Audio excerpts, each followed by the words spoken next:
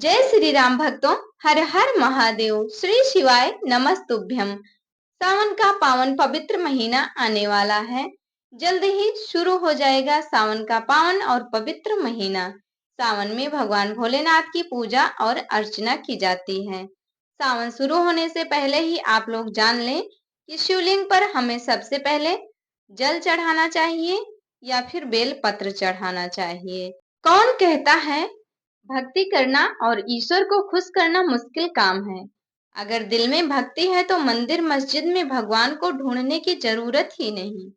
और कई बार लोगों का कहना होता है कि भगवान जल्दी खुश नहीं होते, पर यह गलत बात है।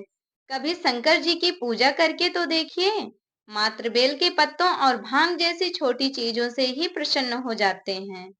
और शंकर जी हिंदुओं के एक प्रमुख भगवान होने के साथ साथ सबसे भोले भी माने जाते हैं। शिव जी को महादेव, नीलकंठ जैसे नामों से भी जाना जाता है। साथ ही उनका एक नाम भोले शंकर है, जो उनके भोले स्वभाव को दर्शाता है। भगवान शिव को जहाँ एक तरफ क्रोध और कोप का देव माना जाता है, वहीं दूसरी ओर उन्हें एक ऐसा देव भी माना जाता है जो सुर और असुर दोनों की मनोकामना पूरी करते हैं और उनके लिए कोई छोटा या बड़ा नहीं है। भगवान शिव की अर्धांगिनी माता पार्वती हैं और पुत्र गणेश और कार्तिकेय। भगवान शिव के मंत्र उपासना के पंचाक्षरी मंत्र नमः शिवाय तथा महामृत्युंजय मंत्र विशेष प्रसिद्ध है। अगर आपको भी लगता है कि भगवान की भक्ति करना मुश्किल है या उन्हें प्रसन्न करने में बहुत तपस्या करनी पड़ती है, तो अपने इस विचार को दूर करके भगवान शिव की आराधना कीजिए। आइए जानते हैं कि सावन के महीने में भगवान शिव को पहले बेलपत्र चढ़ाएं या फिर जल चढ़ाएं। साथ ही जानेंगे कि हमें कौन सी गलती भूल कर भी सावन के महीने में नहीं करनी चाहिए। शिवलिंग पर भगवान शिव की प्रिय वस्तुएं अर्पित करने से भक्तों को शुभ फलों की प्राप्ति होती है। इसलिए जल, बेलपत्र, दूध आदि भक्तों के द्वारा शिवलिंग पर अर्पित किया जाता है। सबसे पहले शिवलिंग पर आपको क्या अर्पित करना चाहिए, इसकी जानकारी भी होना बहुत जरूरी है। आज हम आपको इसी बारे में बताने जा रहे हैं। आप लोग वीडियो में लास्ट तक बने रहें और जानकारी प्राप्त करें। वीडियो अच्छी लगे तो लाइक भी कर देना, चैनल पर नए हो तो सब्सक्राइब भी कर लेना और शेयर भी कर देना ताकि और भी लोगों को इसकी जानकारी हो सके। शिवलिंग की पूजा करने से न केवल भोलेनाथ का आशीर्वाद मिलता है, बल्कि आध्यात्मिक और आत्मिक विकास भी होता है। सावन के महीने में भगवान शिव की पूजा का बड़ा महत्व है। इस दौरान शिवलिंग पर भक्त जल, बेलपत्र, दूध आदि अर्पित करके भोलेनाथ को प्रसन्न करते हैं। शिवलिंग पर कुछ भी अर्पित करने से पहले आपको इससे जुड़े नियमों का पता भी होना चाहिए। ऐसे में आइए जानते हैं। धार्मिक मान्यताओं के अनुसार शिवलिंग की पूजा के दौरान आपको सबसे पहले जल ही शिवलिंग पर चढ़ाना चाहिए।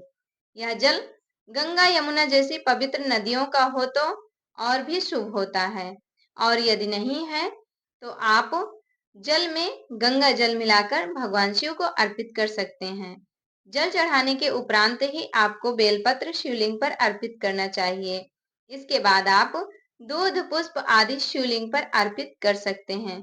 इससे शिव जी बहुत ही जल्द प्रसन्न होंगे। सावन में शिव पूजन के दौरान इन बातों का ध्यान हमें अवश्य ही रखना चाहिए, वरना शिव जितनी जल्दी प्रसन्न होते हैं, क्रोधित भी हो जाते हैं। कहा जाता है कि भोलेनाथ को सच्चे दिल से अगर एक लोटा जल भी चढ़ा दो तो वो प्रसन्न हो जाते हैं।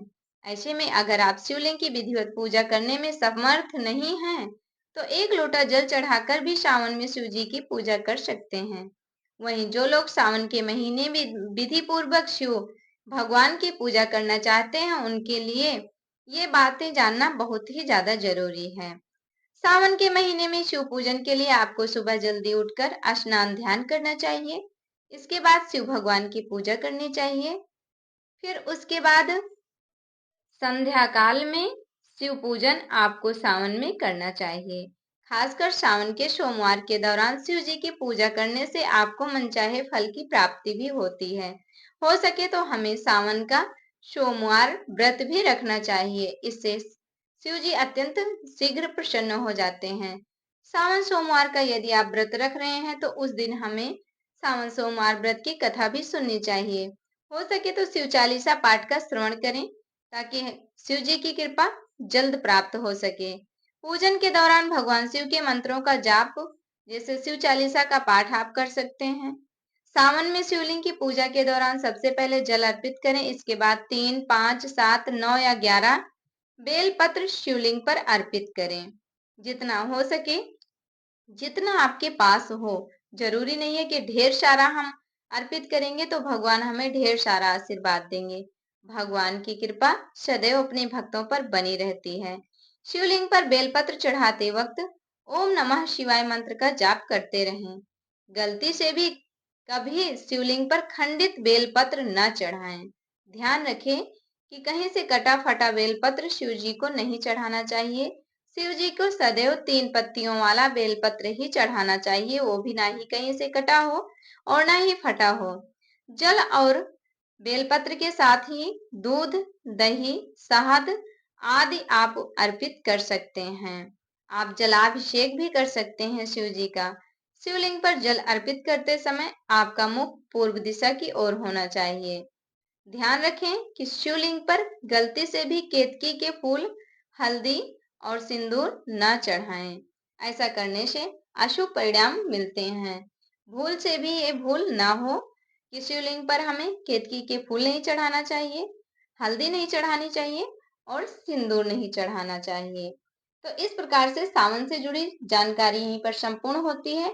आशा है आप लोगों को ये जानकारी अवश्य ही समझ में आई होगी। समझ में आई हो तो कमेंट बॉक्स में ओम नमः शिवाय लिखना बिल्कुल भी ना भूलें। हमारे साथ जुड़े रहने के लिए धन्यवाद। मिलते हैं अगली वीडियो में। भगवान भोलेनाथ की कृपा सदैव अपने भक्तों पर बनी रहे।